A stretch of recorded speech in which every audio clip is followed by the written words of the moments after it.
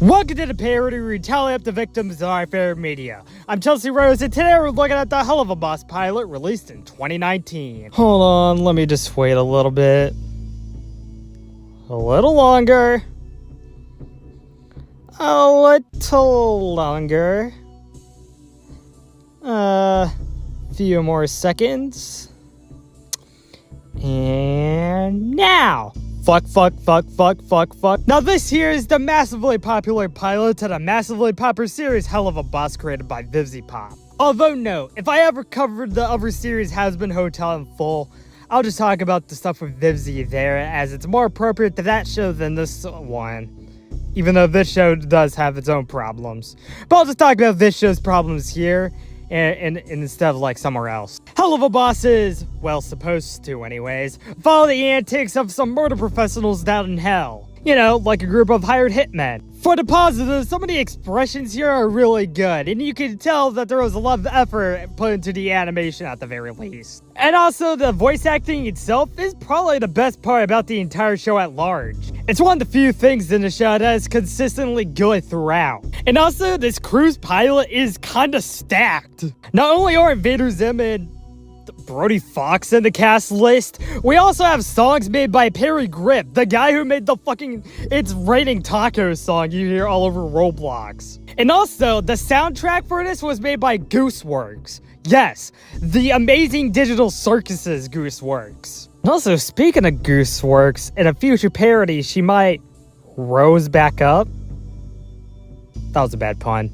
Oh, it was also casted by Killen Goff, an actual established voice actor, which does explain the actual talent in the cast. But in truth, all that talent doesn't really make up for the fact that VivziePop ruined the show's entire premise later on! Because after this pilot, you would expect that there's more stories about, like, murder and stuff by people contracting them to do it in the real world, right? If that's what you wanted out of Has Been Hotel, but you can go fuck off! Did you just order a package from Nope! Season 2, in its majority, is basically just entirely what VivziePop herself wants to do with Stole It, with only a few episodes during that season doing stuff outside of that shit. Part of what drew so many people to the pilot and season 1 was the fact that it was a concept that was completely original. Even if it was just a spinoff of Has Been Hotel, it was still a fresh new concept for web animation and just animation in general. However, as the series went on, the focus shifted to whatever VivziePop wanted to do with Stole It, and people started to see the faults in the show. I'm kinda glad that the show does have its own fan base, but I'll talk more about said fan base when we get to, like, the full Has Been Hotel series, like I said with the VivziePop stuff. And I hope to the fans of the show that can actually sit down and talk civically about this, that y'all can have some sort of a conversation about the show within the comments of this video, because this intro is already way too long enough. Simply put, I'm just kinda sad with the direction Helluva Boss went over the course of its run. And it simply sucks, because there's a lot of people working on the show that want to make it great. But I'm kinda just sad with the direction Helluva Boss went over the course of its run. There are still 2 more seasons of the show left, but to me, it just won't be the same when the rawest form of what the show was meant to be is just concentrated in its very first episode that's now deemed non-canon. And also, the show really isn't all that funny, but that's kinda like one of the least concerns about the writing, I guess. I'm just explaining this here so I don't have to explain it if I ever want to get the Helluva Boss on an episode-to-episode basis. Simply put, I don't really like Has Been Hotel nor Helluva Boss all that much, but if you do, that's okay. You do you. And now with all that out of the way, let's get to the kills. The pilot begins with Blitz trying to figure out why they aren't getting any goddamn customers. And since I was too busy getting frustrated over the direction the show went in the intro, I'll just introduce you to the characters here. Blitz is the boss of the entire thing, Moxie's the most consistent character, Millie is Moxie's wife, and Luna, well, Luna's a dog. Business has been floundering for the immediate murder professionals lately, and Blitz wants to get to the bottom of it. Thus, he adds the first 4 kills to the count by showing them a video of how everyone could contribute to the cause. Hey, Blitz, I got a good idea. Pitch it to you two. Oh, wait, you two doesn't like murder. Oh, how about gay romance instead? That pitch pilot probably won't get anywhere, but neither did the ad Blitz made that he put on some random channel that nobody watches. But apparently the jingle is good, so that should probably attract at least one person, right? Moxie, that commercial is the closest I'm ever gonna get to fucking musical theater. Are you trying to crush his dreams, Moxie? You can crush my dreams, Millie. What? After more back and forth complaining, we finally get to the ad. Simply put, if there's someone in the overworld you want dead, they can do it for you. And don't worry, random demon, their yaoi manga gives them the power. Then we get blown right into the meat of the ad. As I alluded to in the intro, the song that plays over this ad was made by PARODY Group, which explains why it's really catchy. And while it's not like particularly funny or anything, this ad is the best part of the episode. The ad also gives us an additional 15 kills to add onto the count. That includes the falling person, someone that gets exploded off screen, a swinging pair of legs, 3 other torture and murder victims, a prank gone wrong gone sexual, this head stabbing, and 6 more that we see flash on screen.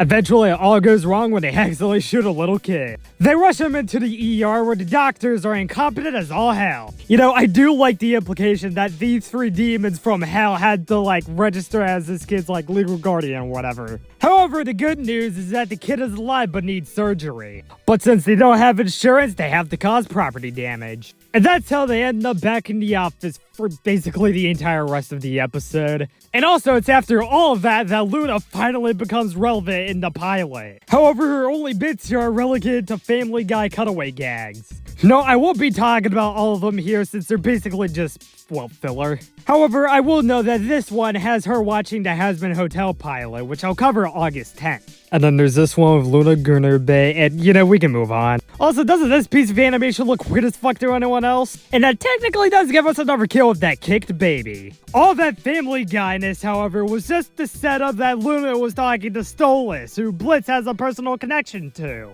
Because the entire reason they can go up to Earth is because Blitz, fucked them. Sorry, I fucked your husband. And then that also devolves into a phone call gag where Blitz is talking to him. Stolas is this royal owl guy who just wants Blitz to do a job for him where he has to kill a guy who's trying to convince people global warming is real. That also quickly devolves into the most lewd sexual talk imaginable. Blitz hangs up and destroys the phone. And apparently all that was to confirm that Luna was a well-respected member of the group, even though half of that was about yaoi. Moxie shit-talks Luna for a bit, but say it again with me, people. It devolves into stuff about his and Millie's relationship. That's right, more Family Guy cutaway gags showing Blitz stalking Moxie because of his relationship and shit. God, he could have just removed all this from the episode and, nothing would have changed. But also, the third one of these shows Moxie being a respectable dude. Good for him.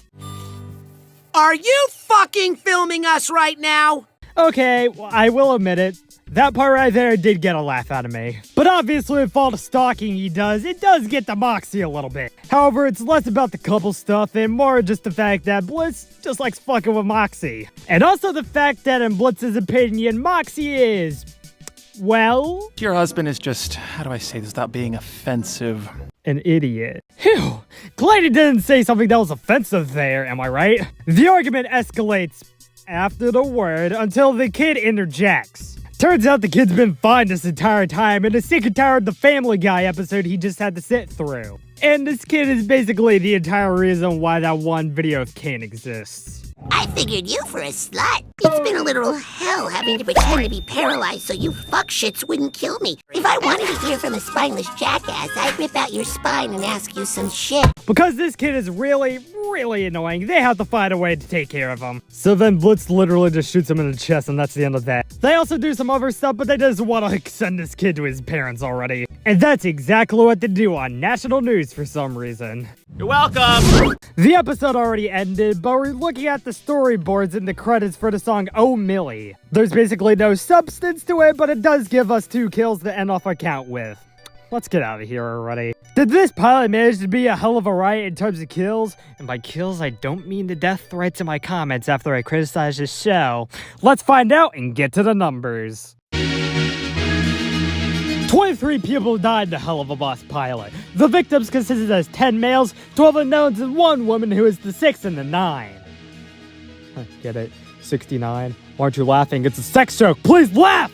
which gives us this not-so-red pie chart. But hey, I guess the show's color palette makes up for that. With a runtime of only 11 minutes, that left us with a kill on average every 28.69 seconds. Boom, look, another 69 joke. I'm gonna go kill myself now. I'll give Amethyst Flamethrower to the entire Imp commercial that kills off 15 people. It's the most memorable part of the episode to me, even if it's probably just the music that's carrying it a lot. Broken Pistol goes to the baby. And that's it. The Helluva Boss pilot was released in 2019, and since then amassed nearly 70 million views. I'm still skeptical on whether or not I'll cover the full series on an episode-to-episode format like it did for Murder Drones, but until I come to that determination, I'm Chelsea Rose, and this has been the Parody. Thanks a lot for watching this parody. Well, I don't really say that a lot lately, do I, huh? I was planning on covering this in like November, December, January maybe, but I remembered why I didn't.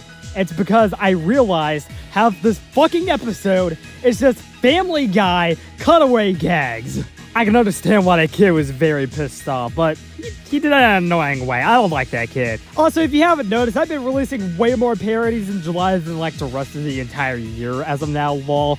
And I have way more parodies planned for the rest of the month, so stay tuned to see what those are. Thanks for watching.